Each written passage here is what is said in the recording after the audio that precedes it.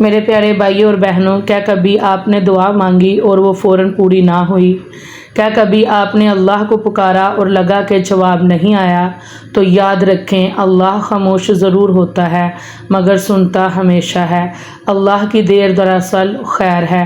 قرآن کریم میں ارشاد ہے وَعَسَىٰ أَن تَكْرَهُوا شَيْئًا وَهُوَ خَيْرٌ لَكُمْ، ہو سکتا ہے تم کسی چیز کو ناپسند کرو اور وہی تمہارے لیے بہتر ہو۔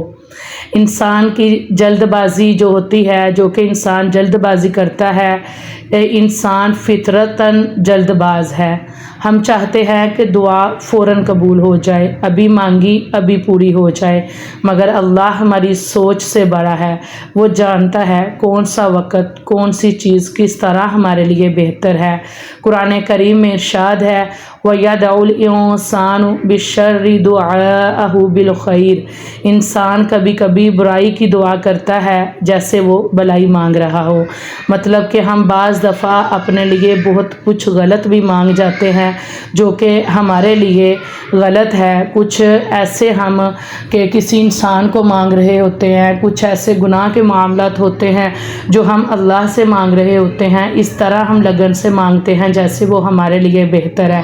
تو اللہ سے بہتر کوئی نہیں جانتا کہ انسان کے لیے کیا بہتر ہے کیا نہیں۔ تو اللہ کی حکمت جانتے ہیں۔ کبھی اللہ دعا اس لیے فوراً پوری نہیں کرتا کیونکہ وہ جانتا ہے ابھی یہ چیز تمہارے لیے نقصان ہے۔ کبھی وہ روک لیتا ہے تاکہ تم زیادہ مانگو، زیادہ قریب آؤ۔ کبھی وہ تاخیر کرتا ہے تاکہ تمہارا صبر آزمایا جائے۔ کبھی وہ کسی بڑی مصیبت کو اس دعا کے صدقے ٹال دیتا ہے۔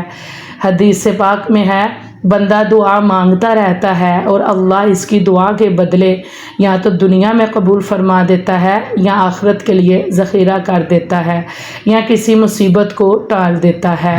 اور دعا کی جو تاخیر ہے، ایمان کا جو امتحان ہے، اس کے بارے میں ادھر بات کروں گی کہ دعا فوراً پوری نہ ہونا ایمان کا امتحان ہے۔ صبر کرو، یقین رکھو تو دعا دیر سے مگر بہتر انداز میں پوری ہوگی۔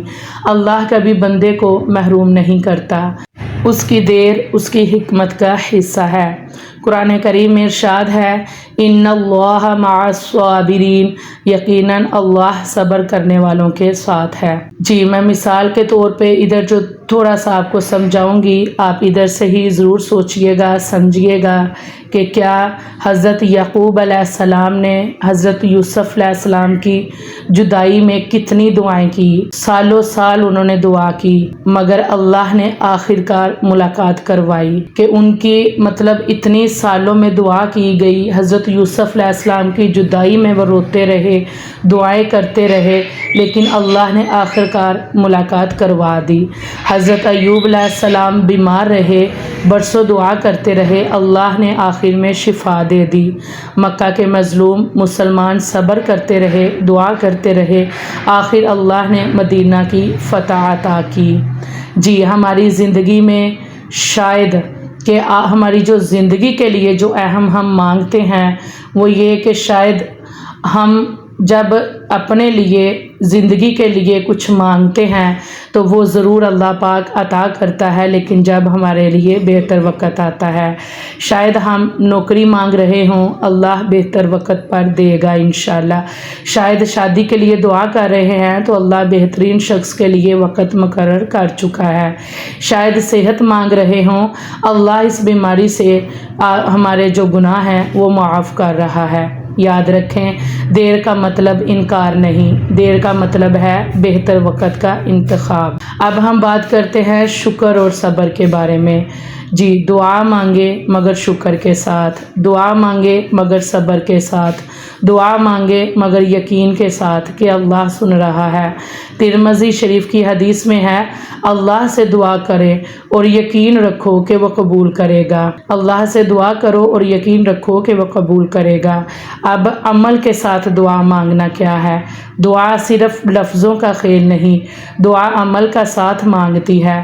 تم محنت نہیں کرتے مگر دعا کرتے ہو، یہ ادھورا ہے۔ محنت کرو، صبر کرو اور اللہ سے دعا کرو، پھر دیکھو اللہ کیسے دروازے کھولتا ہے۔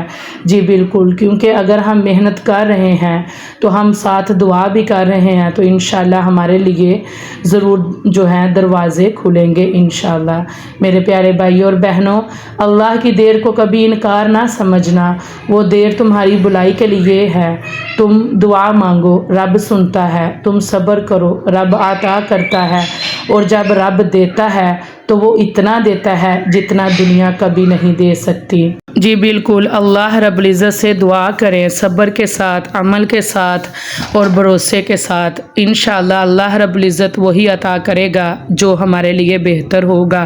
تو اس لیے محنت کریں، دعا کریں، بھروسہ رکھیں، صبر کریں۔ میری دعا ہے کہ اللہ رب العزت ہم سب کو وہ سب عطا کرے جو ہمارے لیے بہتر ہے۔